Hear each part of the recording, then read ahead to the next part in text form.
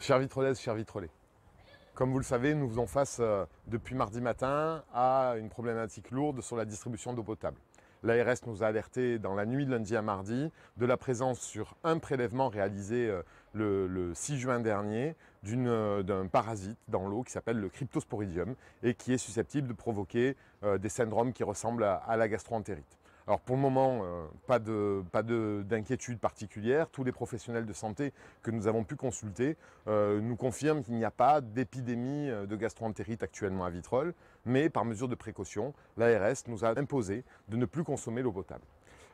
Dès lors, la ville s'est organisée pour pouvoir garantir l'accueil de tous les publics dans les lieux collectifs et en particulier dans les lieux qui accueillent les enfants de manière satisfaisante, c'est-à-dire que nous devons distribuer de l'eau potable pour que les écoles, les crèches, mais aussi les maisons de retraite, les collèges, les lycées continuent à fonctionner normalement.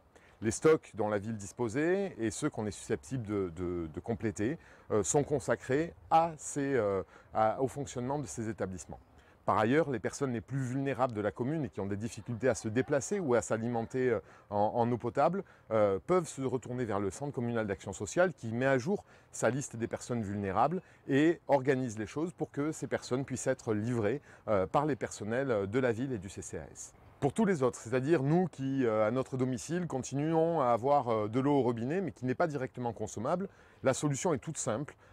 Si on n'arrive pas à se fournir en eau en bouteille dans les grandes surfaces, on peut utiliser l'eau du robinet, sous réserve de la faire bouillir 2 minutes et ensuite de la faire refroidir éventuellement. En tout cas, elle reste consommable après ce traitement sans aucune difficulté.